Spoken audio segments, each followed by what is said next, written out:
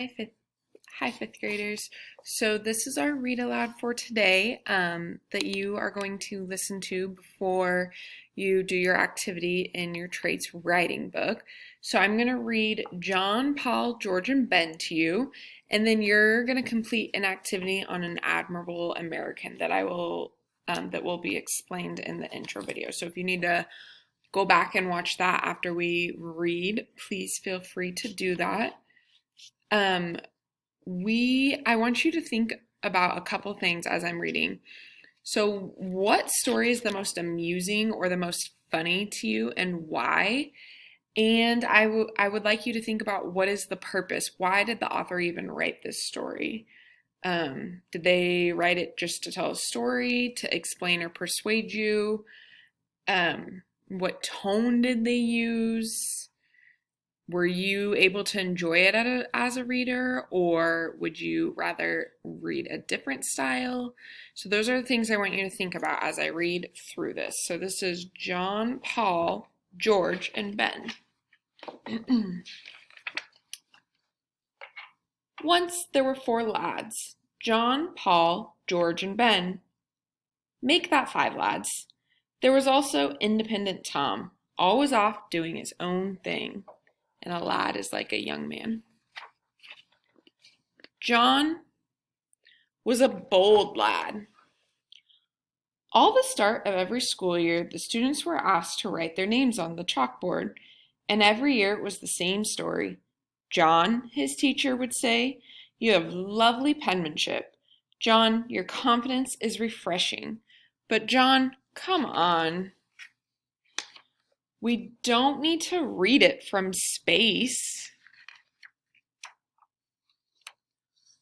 Paul was a noisy lad. Before fun was invented, people joined bell-ringing clubs. As a member of Boston's Old North Church, Paul spent hours practicing in the Belfry Tower. Over time, that bell ringing took a toll on young Paul. All day his head was filled with loud beans and bongs. He had to practically scream just to hear himself talk. Now, that's fine around the belfry, but not at work. Extra large underwear? Sure, we have some.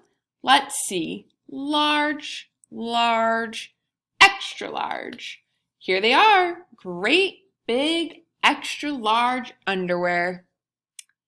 Paul was like a bullhorn in a china shop. Your wig? Yes, it's coming. And your polka dot shirts are coming. And the pink breeches are coming. It took many years and a midnight ride for people to finally appreciate his special talent.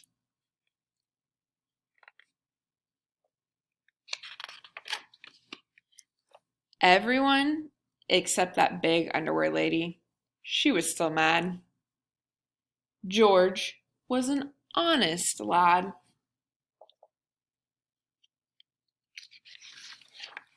One day he took his shiny new hatchet and chopped down his family's cherry tree. When his father discovered the tree, he asked, "Son, do you know who killed this beautiful little cherry tree?" "I cannot tell a lie," answered George. "'Twas I who chopped down this cherry tree." "Then run to my arms, dearest boy," cried his father, "for you have paid me for it 1,000-fold with your honesty." "Really?" said George. "In that case, when I tell you I've taken out the apple orchard, leveled the barn, and made kindling out of your carriage, you'll be a wealthy, wealthy man."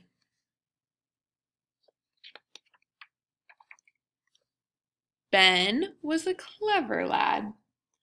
Not only did he have a saying for every situation, he generously shared them with anyone, anywhere, at any time.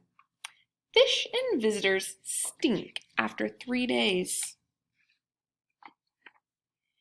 He considered it his duty to provide frequent free advice. The sleeping fox catches no poultry. Those who in quarrels interpose must often wipe a bloody nose. If your head is wax, don't walk in the sun.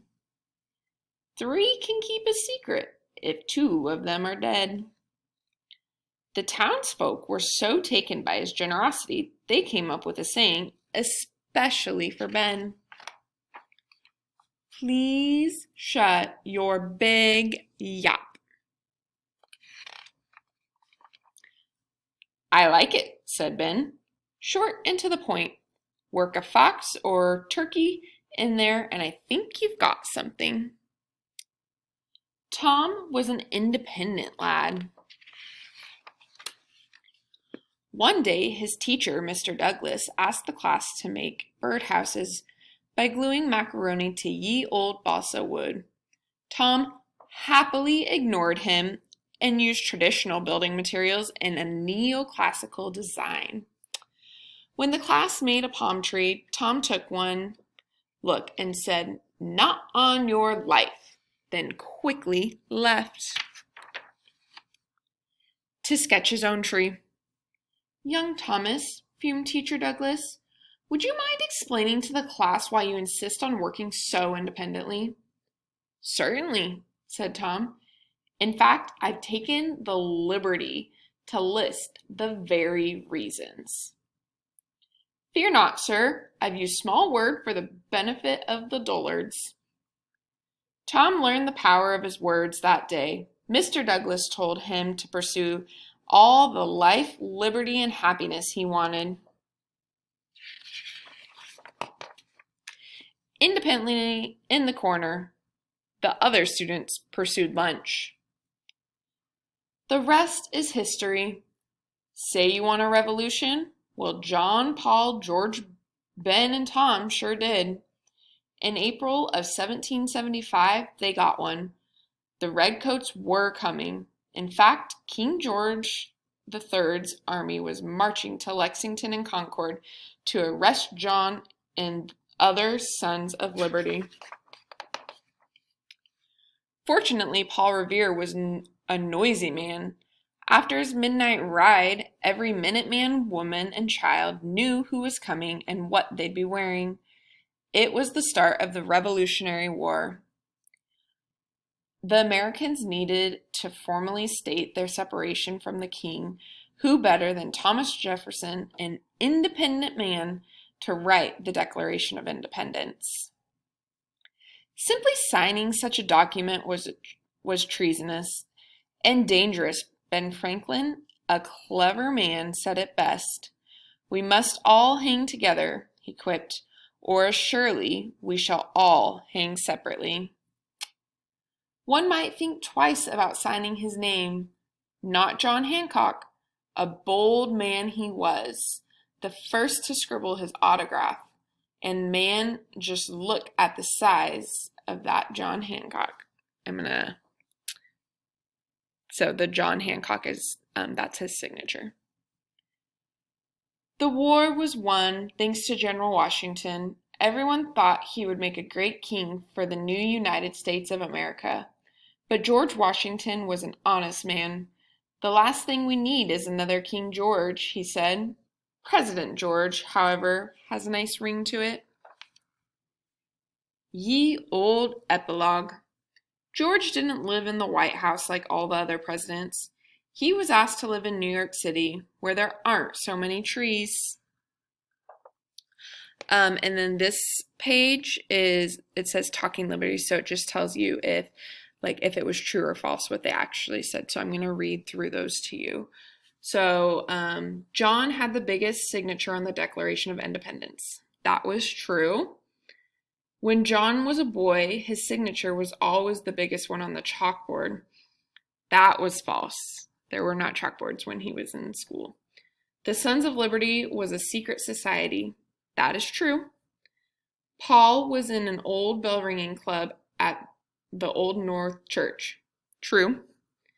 The famous 2 If by Sea lanterns were lit in that same Old North Church years later, prompting Paul's midnight ride. True. On that night of April 18th, 1775, Paul shouted, "The British are coming." False. He didn't say that. The Revere shop sold extra large underwear. False. Silver buckles on shoes sure look goofy. True. George chopped down his father's cherry tree. False. The phrase "ye old" gets awfully old after a while. True. When he grew up, George had wooden teeth. False. George was the only president to serve his full term in New York, not in the White House. That one is true. George was the only president to serve in New York, not in the White House, because New York has fewer trees for him to level. That was false.